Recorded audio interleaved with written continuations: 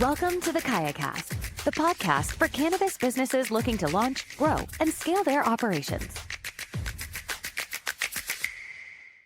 Carl, thank you so much for joining me today. Thank you for having me, Tommy. So, started your career as a trader, and then just so happens you land on running a vertically integrated cannabis business. How? Life's funny. So I've said this before, and I'd be the first to admit, in undergrad, I did write a paper on the legalization of cannabis, and it was published in an academic journal. And then I graduated and, spent almost 20 years on Wall Street and doing, serious grown-up business stuff. And then in 2016, a gentleman who I traded with back in the early aughts, sent me a deck. It was on a Thursday, and sent me a deck, said cannabis grow opportunity. And so this gentleman had helped a friend of mine, did some nice stuff. And so I had to give it a look. And so I sent it off to a couple of guys that I knew that did diligence for VC and PE. And so I sent it off to Chris, and Chris responded back that Friday at maybe 3:30. So market closes at 4, heading into my weekend. And he responds back with, "What's the minimum investment?" To which I responded, "Well, there goes my weekend. I have some homework to do." And up until that point, I really thought the cannabis industry was a business for criminals and children. And so we started the first vertically integrated social equity cannabis company in Massachusetts. That makes my partner the criminal, which makes me the child. So sent off the deck. Chris responds, what's the minimum investment? So put together an investor group, and we went out to the farm that following summer. At that point, I had met my business partner, Jesse, and we brought him out there along with another friend, Sebastian, who I actually knew from high school, who he and Jesse were traditional black market business partners. And so we brought them out to Oregon we were going to open a lab. And we got out there. Business was not being run the way one would want a business run. And so instead of getting bigger, got smaller. But I wake up, as we were just talking about for the podcast, I wake up crazy early in the morning, still from my trading days, just old habits. And Jesse, his day job is construction, so he'd wake up early too. And so we're on this gorgeous 56-acre farm. And I was like, if a puppy could ask questions, I was probably that annoying. But just following him around, asking, what about this? What about this? What about this? And at the end, he's like, Carl, he's like, why don't we bring this mountain? Massachusetts just went legal. Why don't we bring this mountain to Wareham? And I looked at him and said, what the is a Wareham? Jesse, I live in Manhattan. I have offices in New York and Miami. And this is my week off. But, and so I was originally asked to raise about $2.2 million. I'd get a percentage of the company, and then I'd go back to my life. We originally had 5 partners. That shrunk down to 2. My responsibilities grew, and I learned where the heck a Wareham is. As I'm living here now. And we spoke about this earlier. It's only in the cannabis industry that you have to start 4 or 5 different businesses all in one. When you go to the grocery store and you buy milk, it's not, the supermarket didn't own the farm. They didn't package it. They're just distributing milk. Yep. Where did you start? You don't have any background in the cannabis industry. I remember I was out at Benzinga, and Patrick Rea from Poseidon invited me to one of his things, and I was so it was so cool because he had that podcast, what's it called, with Canopy Boulder, Canopy Office Hours. I mean, not only did I not know weed, the last time I poured over financial statements, I was in college. I was a trader, physics, not finance. So sort of insanity of crowds, not, I didn't care why you did what you did. But if you had money enough to move markets, I wanted to see that you were doing it so I could get in with you quicker and all of that, right? So So I remember being, and part of the cannabis, my cannabis origin story, get back from Oregon, we thought my mother had a little tear in her shoulder, turned out to be a 7 centimeter primary mass, it metastasized everywhere. And so, I really thought that medical cannabis was, if I'm sick, I'd rather be high and sick. And if I was really sick, I'd probably want to be really high. And there's not, principal libertarian, I don't believe in committing a crime against yourself. So all of that made sense. But as far as like an actual medical use, I didn't quite get it. And so, I had to learn all of this. And I remember listening to Patrick's podcast, truly crying on the floor of my mother's kitchen, being like, how the heck am I going to learn any of this?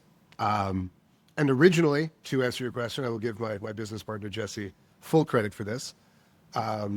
He was a wholesaler, talks about things like when 9/11 happened and the border shut down, how that affected his business from bringing the beasters in from BC to now the Cali connection was, his customer was now his plug and all of that. But he had started growing as an experiment under the caregiver program in Massachusetts, and he grew some really good weed. And so, my whole push was, I'm like, well, if this is what, neither of us know anything about retail. Certainly the lab, maybe there's something there. He'd taken some courses and all of that, and we saw sort of the future there. But, why go vertical? Jesse's like, we have to, otherwise, the retailers are going to hold us over a barrel, this and then. I'm like, no, Jesse, take a look at the Fortune, so this is, back in 2018, right? Take a look at the Fortune 500. Take a look at the biggest companies. You have Apple and Google and Meta, or Facebook at the time, and oh shit, they're all vertically integrated walled gardens. Okay, maybe there's something there. Now, in hindsight, and we talked about this a little bit offline, do I think that the model of vertical integration being necessary in cannabis, are we going to see that in 20 years? Probably not. The idea that, you're, as you said, going to the Golden Grams supermarket to buy the Golden Grams cereal that was produced, and also they Post owns the farms and all that. That's not a thing in other industries. So I do see that changing. Certainly when we started, it was a bit daunting. I had my notebooks, and anytime the grown-ups would say something I didn't understand, it started with, when we were going into construction, change orders. I had never been involved in a construction project. I had no idea what it was, but one of the builders said something about change orders, and Jesse also, everybody sort of laughed, and it was like, okay, I need to figure out what this is. And to the tune of $750,000, I learned what a change order was in construction. When you started construction, and I'm guessing that you have to did you start cultivation and then retail and then add on extraction and manufacturing? What were the steps that you did to get a minimum viable product, have revenue come in while you expanded across the business? So if we're starting with the things I would do differently, knowing what I know now, we opened up cultivation and manufacturing at the same time. That was spring of 2022. And then we opened up retail spring of 2023, or winter, February of 2023. So okay, so you got the product. No, I'm sorry, 21 and 22. Sorry, 21 and 22. And so we opened up. Yeah, we wanted to have our own products on the shelves for when we opened up retail. In hindsight, I would have done that differently. Would have just gotten product on the shelf, get some cash flowing, and then integrated our products. But interestingly enough, our biggest revenue line was our manufacturing services. Wow. So really? Doing extraction, which the funny part was we didn't put in our pro forma to our investors.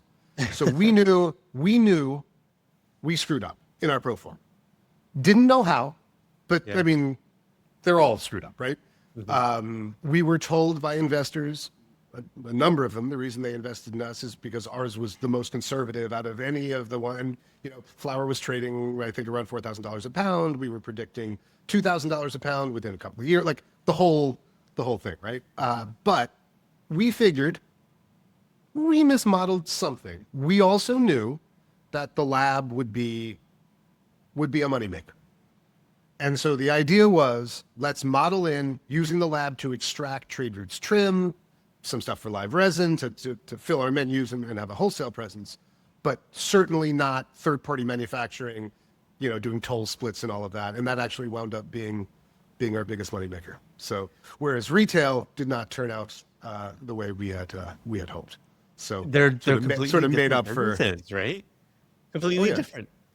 That's what I always think about with a vertically integrated business. I always think about, okay, well, one is B2B and the other one's B2C. And that's two completely different businesses. So when we started, before we started our company, we started a few B2C software companies, right? Okay. And me and my business partners quickly realized that, oh my God, this is going to cost a lot of money in order for us to be successful. It's hard to bootstrap B2C. And it's even more harder because it's really hard to convert. One, you need a lot of volume. So that's number one. So you need a lot of marketing dollars. And two is the conversion for someone that's using a free product to a paid product. It's a lot lower in the B2C world. So we decided, okay, that's a completely different business. We're not equipped. We don't have the skill set or the funds to do that. We pivoted to B2B because I can pick up a phone or I can go into a business and I'll be the SDR. And if I close a deal, the deal's worth more. So it's a little bit more controllable and less expensive. So when I hear this story, that is two different problems, two completely different problems. So I always ask this because I feel as though business is, you're in the business of solving infinite problems. And it's the problems that you choose to solve are the ones that really make or break you. And along the way, you're making so many mistakes. And the hope is that none of these mistakes kill you, right? So in the beginning, that you're just making a ton of mistakes. What were some of the mistakes that you've made that looking back, or what are some of the mistakes that you've made that you want to share to our listeners if they're in this position that they can learn from? Sure. So I'm reticent saying I'm happy mistakes I made. If Carl made the decision, I will own that till the end of time. If it was something that was a team decision or maybe outside of my thing, I'm a little more reticent. However, I've been very fortunate that, since April, that I've probably spoken with now 80 to 90 operators. And as I'm sort of unpacking, what happened to trade routes and all of that, and so I'm going to talk about maybe some mistakes that I have seen across the board, some that have been fatal for some that just haven't been because that wasn't the fatal error. I think number one, and this is for us, and I will, because I was part of this. So, we coming from traditional market roots, black market roots, the phrase "good weed sells itself," I heard over and over and over again. So my role at Trade Roots started out was just to raise money. And then that turned into operations, and that turned into me being more hands-off with the staff, but focusing on strategy, overall strategy, taking some of that background I have in markets, and then marketing and brand. And the reason was the thought process was it's not necessary. Therefore, I'm like, well, if every company, CPG company, I mean, the average CPG company spends what? New CPG company spends 30% of their revenue on marketing. It's like, we should probably devote a little bit of time to this, right? Especially since we're selling a commodity. And so certainly early on, I would have been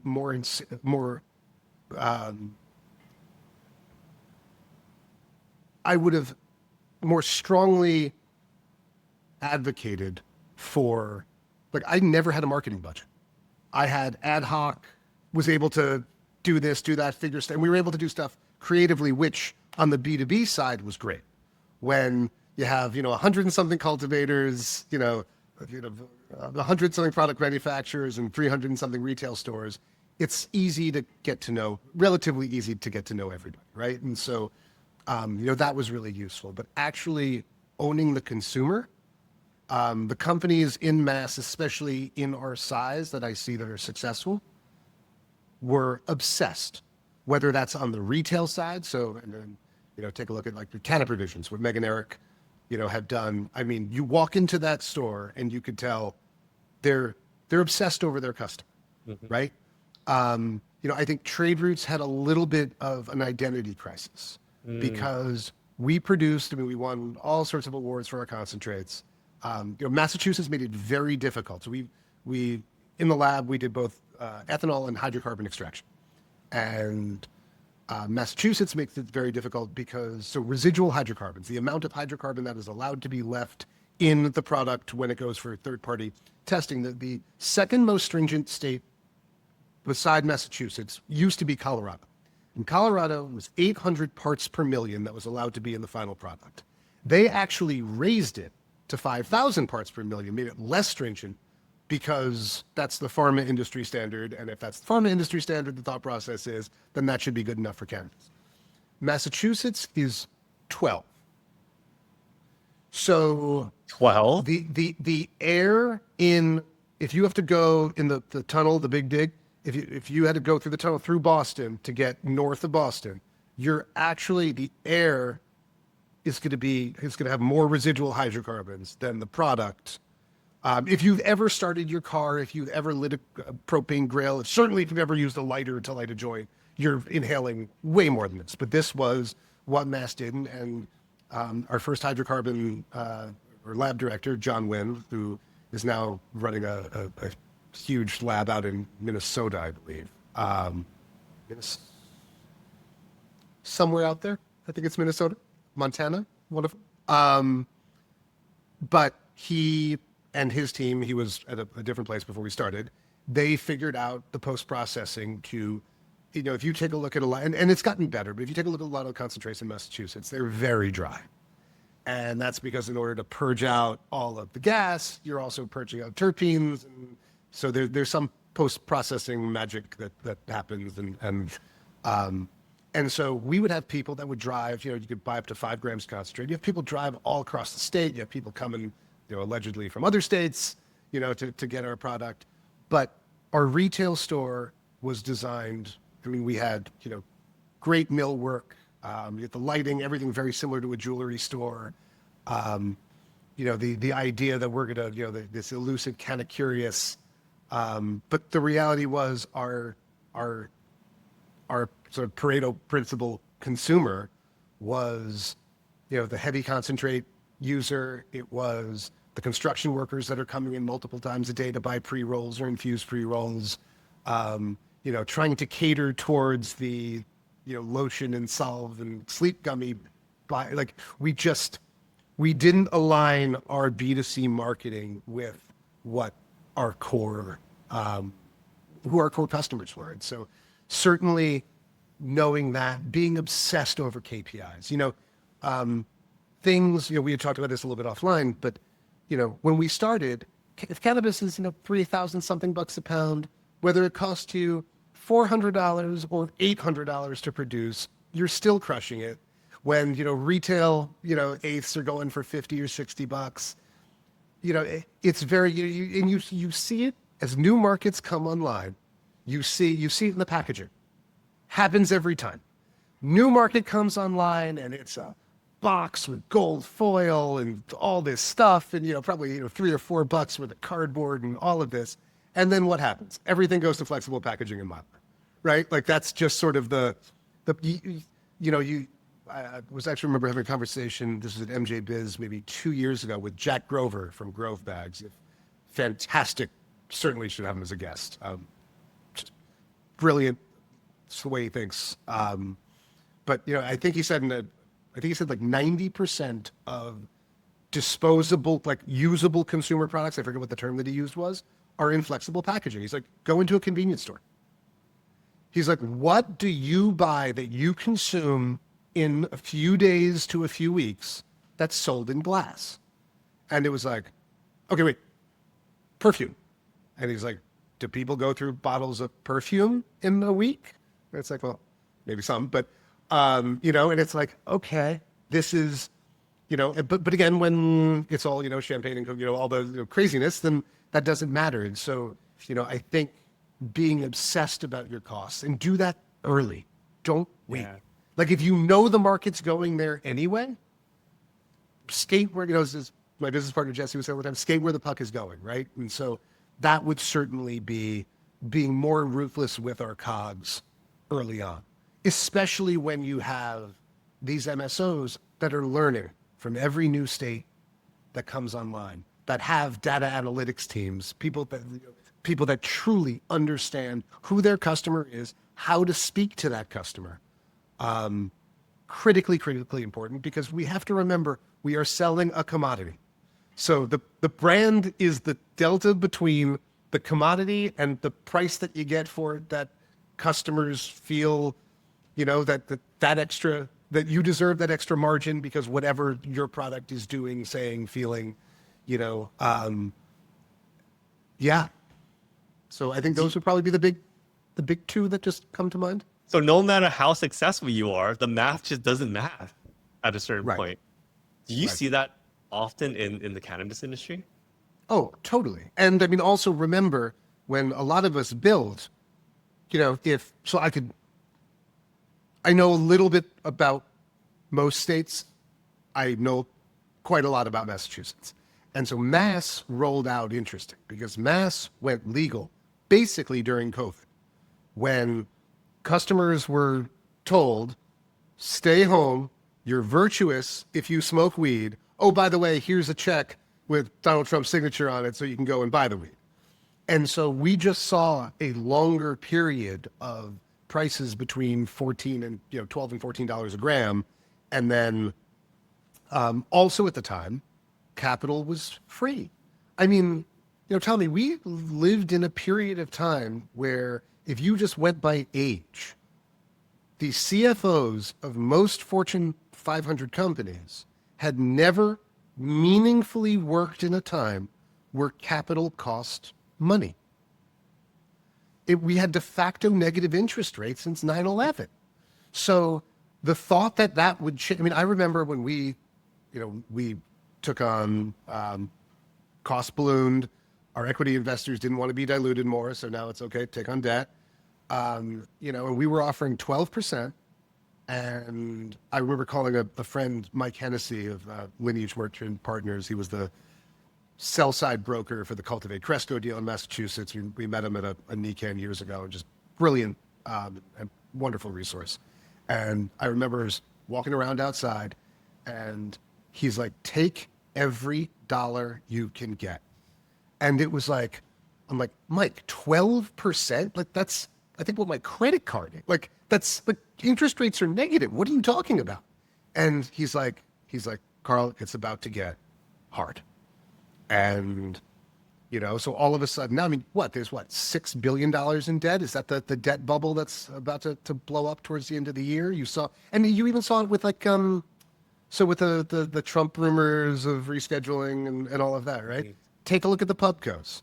GTI barely moved. Stocks like Verano cranked. Why? Because if you take a look at Verano and you take a look at their debt plus their, was it UTP, uncertain tax position? Is that how they're doing, right? And then it's effectively, that's what their company is worth. It's their market cap is covering their debt and their uncertain tax position. And so if all of a sudden we go Schedule 3 and companies can now write off their interest, so now what is Chicago Atlantic's blended average interest rate, like 18% or something? Plus, companies can't even write off that interest. So, we certainly have seen overbuilding. But I mean, it was the green tax early on, right? Take a software program, that's 10-year-old technology, slap a green pot leaf on it, charge 30% more, and there you have a SaaS platform, right? I mean, we saw that in construction. We saw that everywhere. Like, so, poultry fans that, that suck up and then oh, if it's for poultry, it's X. If it's for cannabis, it's 1.3X. And so when you have that, sort of set up to fail anyway, but you take a look at the stores that absolutely crushed it in mass, and this would be advice that I would give to anyone in any new state opening retail: open your doors. The customers, especially if it's a new market, unless you're a destination, and trade routes try to be. So we were the only store in the state that you could actually look from our retail store, you could see into one of our flower rooms. So the idea was most people haven't seen a live weed plant, even if they smoke. So now they could come and see this. But I mean, if you're a convenience store, be convenient. Be obsessed over how quickly you can get that customer through. Be online ordering, different methods of payment, right? Like all of that stuff, the customer does not care whether you have cutesy word art or paintings or whatever else, right? Like it's the staff, it's the convenience. Do you have parking? Like all of that stuff, like that matters. The custom floor, whatever, nobody cares. It's so true. My sister-in-law is opening up a bubble tea shop, and I asked her, okay, well, how much are you spending? And it was more than I expected, and so we're talking like whatever it is that you're spending on your fixtures, reduce that by at least half, because that money is you're digging a hole, you're putting the money in, and you're covering it with dirt, and you never see that money again. It does not translate to more sales. Nobody Correct. cares, Yep. And you can always add stuff later on, when the money comes. But if you're listening to us and you're opening up a retail store, money at your infancy of the business is worth 100 times more than when you're successful. Yep. 100 times more, and you need that $50,000 more today than you would hopefully later on. Yep. If you knowing what you know today, and you've been in this industry, you've seen kind of the cycle of an emerging market all the way through to now. In my opinion, Massachusetts is going through that cycle, right? Every state goes through that cycle. What would you do?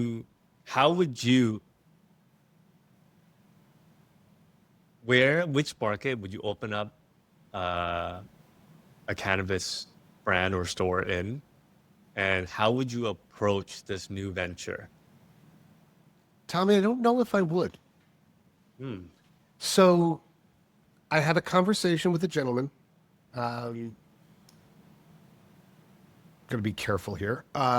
Gentleman's in his, I'm assuming, early 70s, maybe late 60s. Very successful in real estate and other ventures. Also successful in cannabis. Stood up 2 companies, had an exit, and so he would be considered one of the cannabis success stories, right? And I asked him, if you had just done what you did before, just did that, would you have more money or less money? And he laughed and he said, way more money and way less headaches. And, I sort of think about it and,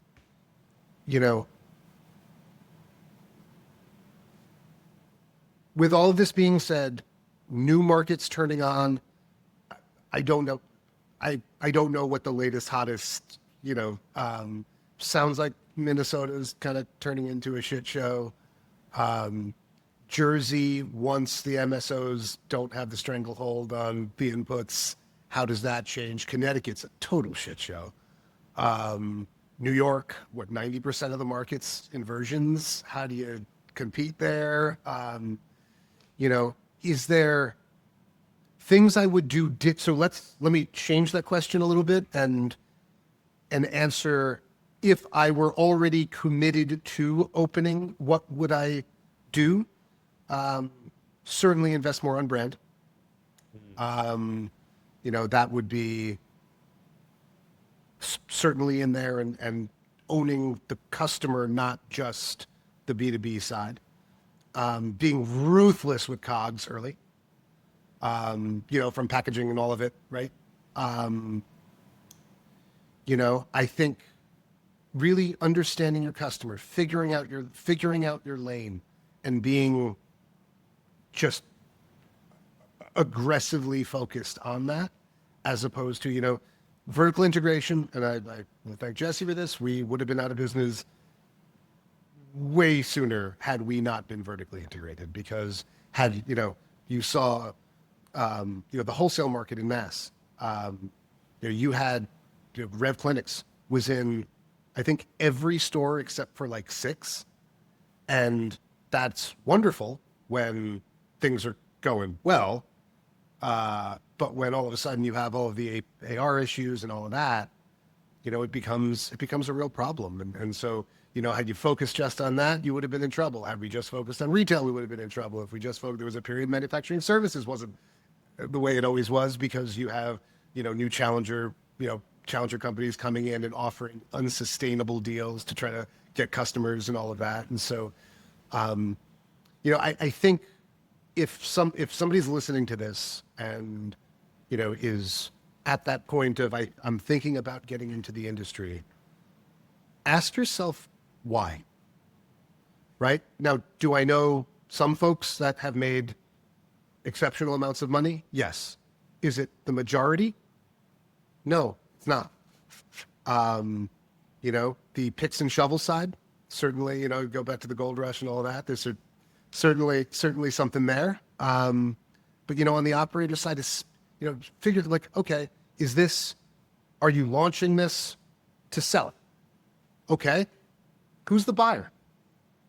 What does that buyer look like now in 2025? And will that be, the family offices, they've all been, everyone's all been burnt at least a couple of times, right? So what has to change? So, it could be, and Seth Yakatan has a great thesis on this, that, you have all biotech and all of that, and cosmetics, and, that's going to be the next big wave in cannabis. And that's way bigger than the RTOs and the family offices and all of that. And, but is that the idea? Is the idea to build a cash flowing business that you're going to give to your kids? Okay, that's a thing. But then sort of think about, and I'm not certainly building a business planning on federal legalization with interstate commerce.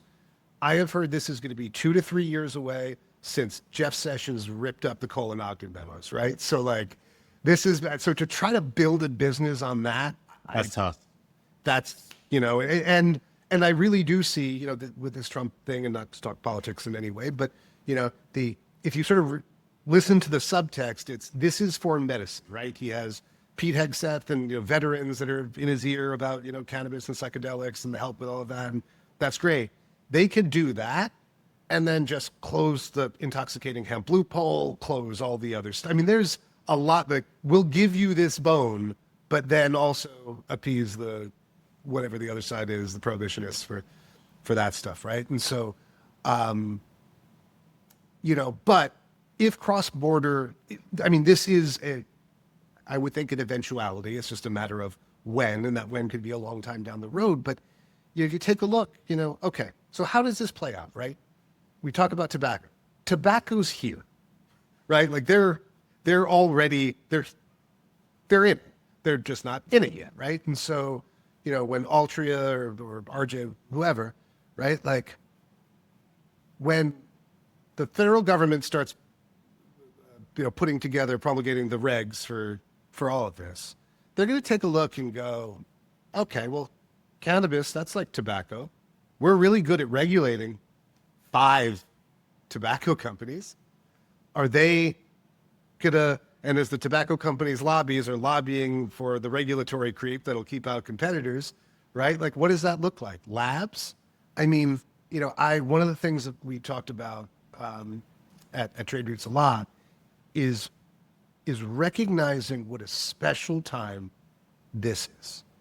Because in 20 years, the ability to buy a little tub of a gram of concentrate where the instructions are take a grain of rice with a tail, or gummy, just eat a head and an arm, but don't eat the butt. Like, that's not Yeah. That's not a thing anywhere else, right? And so like, our abilities to, even though marketing is restrictive, I mean, I remember having a conversation with a friend of mine's younger sister, went to high school together, and she is a brand manager for Diageo. She had like the Captain Morgan's thing. And I remember meeting with her and I was complaining about how there's masses regs on, not nearly as bad as Canada. We can actually like have colors on our packaging and all of that, right? But so we are allowed some brand. But I'm going in and she just takes a sip of her drink, long sip, and puts it down. She's like, Carl, you're allowed to advertise effects. Imagine if we could put out an ad, Captain Morgan's makes your date look better. Like in cannabis, so you don't say it's for sleep, but it's called relax. You don't say it's for this, but it's daytime, right? Like that's all going to change. Certainly when it comes to regs, anything that looks like a powder, any of that farm is going to take. And then beverages are going to be alcohol, right? And so, the concept of, do you need, we were talking about the grocery store, right? And Post Cereals doesn't own the wheat fields. They don't own the sugar, right? Like, so, is the way this is going to work out? There'll be a handful of suppliers that supply, a handful of suppliers that just supply biomass and have genetics that are just designed to be taken down with those big combine things, and those are. I wonder if it would go down the road of craft beer, craft cannabis, like artisan cannabis. I wonder if that's gonna be it. But you hit the nail on the head though. What happens to? I was talking to Josh, and this reminds me of my conversation with him in the positives of it for the consumer, because he does a lot of work on testing extracts. Okay. Or what is that word? Gosh, synthetic, whatever. Conversions, all that stuff, right? And he's like, Tommy, it is the Wild West out there. Oh yeah. It is insane, and that will be a good thing. But to your point, if you're getting into this industry, you have to be comfortable with being extremely uncomfortable with what's going to happen in the future. Mm-hmm. So that's like, and that's knowing what do you want to do. Our plan was, and by the way, if I could send you a pitch deck where I analyzed the craft beer market and where we are in the cycle and all of that. And certainly there is possibility there, but that would be state by state. Remember, I think it wasn't until the 80s that you could buy Coors in Florida, post-prohibition. So so there's federal, but there's also states. And so, for example, Mass has the most strict pesticide. And although we test for the least amount of pesticides, we have the most amount of banned pesticides. Make that make sense. But that's the case. Or with concentrates, 12 ppm on hydrocarbons. Massachusetts, while we can't say, Maine, you can't sell your weed here, we can say it has to meet Massachusetts standards, just like California does with the cars and emissions and all of that, and, all of that stuff, right? So, but interstate commerce, I don't suspect, as everybody is so excited about this, I just don't expect it to quite turn out the way that me and maybe some of the other mom and pops expect it to. And even like Schedule 3, right? What does that do? That gets rid of uncertain tax position. Nobody's paying 280E anyway, in spite of the IRS coming out. If you're a smaller company, you're doing 531. If and if you're larger, you spend $35,000 to $50,000 on a legal letter that you have. So I mean, what is it really? If companies aren't paying, and I'm talking about pubcos and some of the large ones, but if they're not paying this anyway, what does that change beside a number on their balance sheet? Right? Like, so Yeah, I'm not certainly not trying to be negative. I think it's more as I'm also evaluating. It's like, okay, trade routes, that was 8 years. Started or 7 and change, right? What does this industry look like in 7 years? And are there? Yeah, I guess. Yeah, just sort of take a look and go, okay, these are the headwinds, these are the tailwinds, and this is where I'd like to be in 8 years. Trade Routes' plan was when we started and raised money, deals were happening at 4 times revenue. And so deals were happening at multiples of funded capacity? So it was the first thing was valuations were funded capacity, which meant you had 20,000 square feet of cultivation of grow space. You can get X number of grams per light. Of course, you're going to sell all of it. Of course, you're going to sell all of it as soon as you grow it.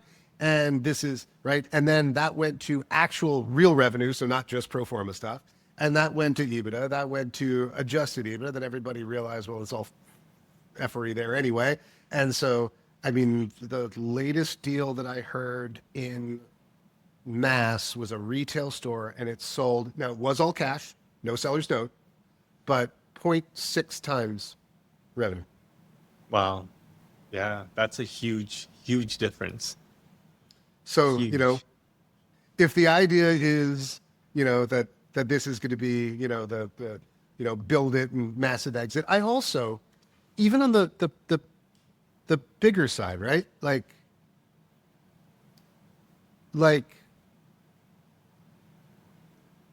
does Altria, Philip Morris, or whoever enters this market, and they're going to enter in a big way, do they need to buy Curaleaf and their retrofitted old grows with old technology and all of it? Or are they just going to build it themselves? Are they going to need to buy this beverage that's hot in Massachusetts? Or are they just going to dump, X number of millions of dollars in the market? All of a sudden, the product's going to be everywhere. It's that kind of stuff, right? Like, where is their brand loyalty? Is there brand loyalty in flower? Some marijuana infused products, edibles, topicals, yes. I would argue flower, not really. So I mean, we still have a long ways to go. And if somebody is doing this because this is their passion, they love solving problems, they love all the and I love the headaches, and I do love I guess I'm a glutton for punishment. We all are, but yeah. And if that is the goal, then have at it. If the goal is this is fast money, maybe a new state will turn online and get in No, first. those are wise words. Those are such wise words, because I see that too. When we travel and I talk to entrepreneurs getting into this space, there are still people that feel as though this is a gold rush. And in some circumstances, it could be, if you're lucky, right place, right time, right location. Yep. You get launched fast as possible, and you take in as much as you can in the first year, whatever the case may be. Yep. But that's very rare. And in business, there's just so many problems to be had that you kind of have to come into it knowing that you're in the business of solving problems, and there's an infinite number of problems. And if you're not prepared for that, then you're not prepared for business, particularly in this space. Yep. Very true. Yeah. So I don't think you're negative. I feel as though you're a realist, and this is just, you're just being real, and business is reality. Yeah, it is. It is. I will say this. I have met in this industry, and my previous life, I've met some wonderful, brilliant people. The amount of resourcefulness, and so I'm going to give a shout out to my friends Wes and Turi. So they opened up they have 3 retail stores in Mass: Drake It, Groton, and Pepperell. And they opened up Drake It first. I may have this reversed. They opened up one of them first.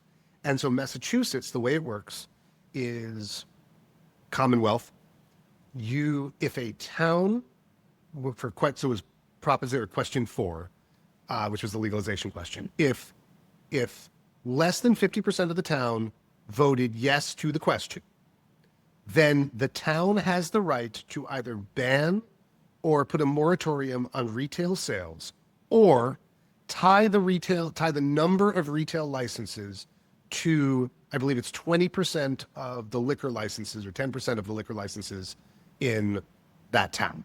So Wareham, the town I'm in, decided to limit it to the number of liquor licenses.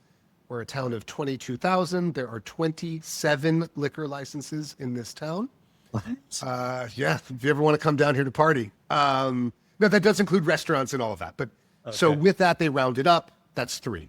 So it was us, PharmaCann, VeriLife, and then Nature's Medicine. So in whatever this town, I forget, it was Pepperell or Drake.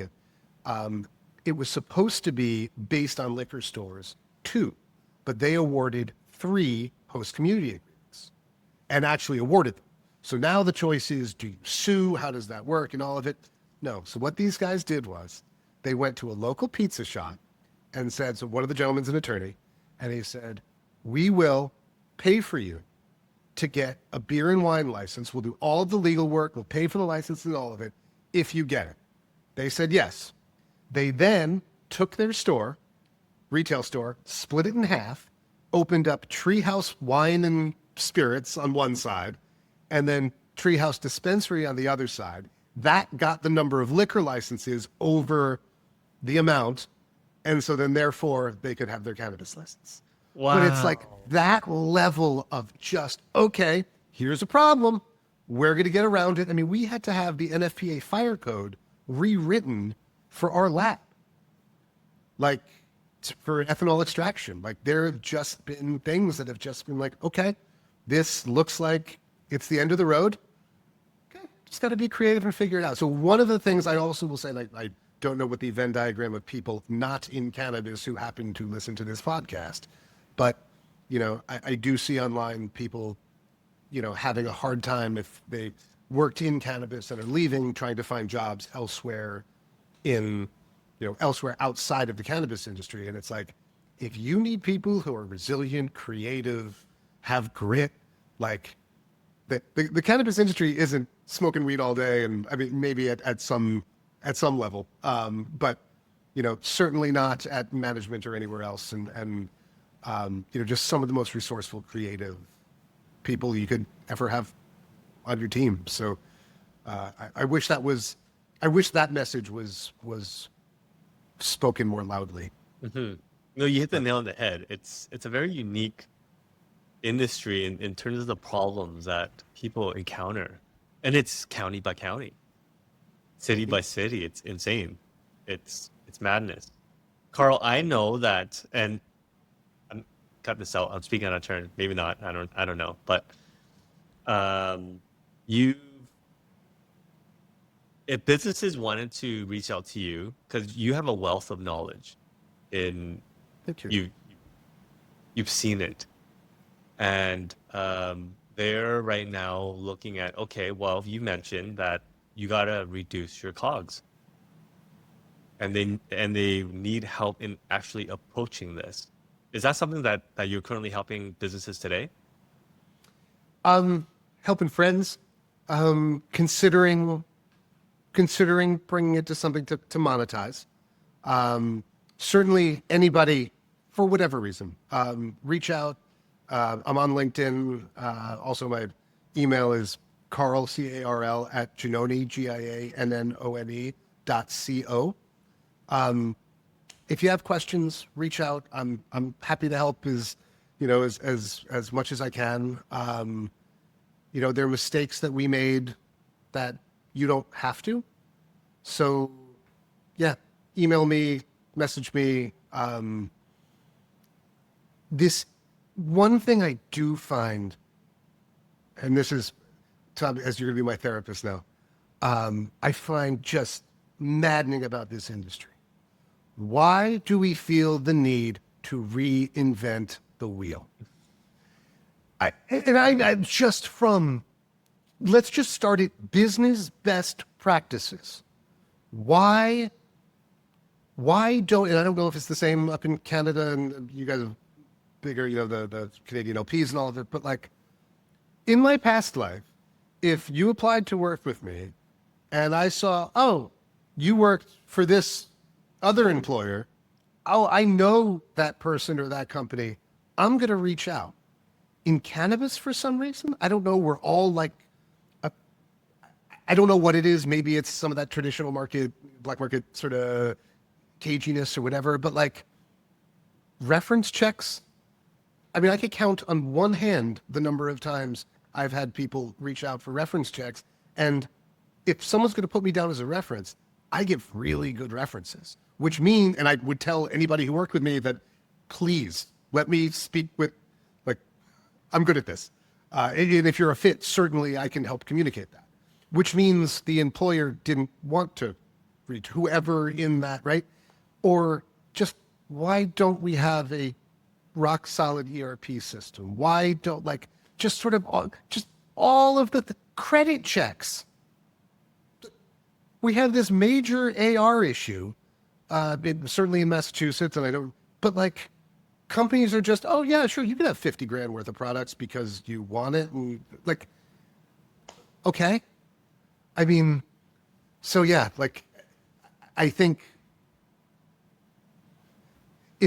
if something works really well, and I know this took a little thing, but like, if there's something in other industries that's like best practices and you see it across industries, maybe scratch your head as to why we're not doing it in this industry, right? But certainly on the COG side, yeah, if I haven't made the mistakes, I have friends who have, and then we could all learn together from those mistakes. So yeah, please don't hesitate to reach out. Carl, I want to thank you so much for joining and our conversation today, and we have to have you back. I'd love to. Yeah, let me know. This was a lot of fun. Thanks for having me on, Tommy. Guys, please, if I was in this industry, I would definitely take this up or that. I would definitely reach out to Carl. You're a wealth of knowledge, and there's definitely things that that I know that can help operators today. Thanks, Tommy. Carl, thanks so much. Talk soon. Talk soon. Thanks for listening to the KayaCast podcast. We hope you enjoyed the show. Don't forget to subscribe to our podcast in your favorite podcast app or visit our website to access the full archive of episodes from the show.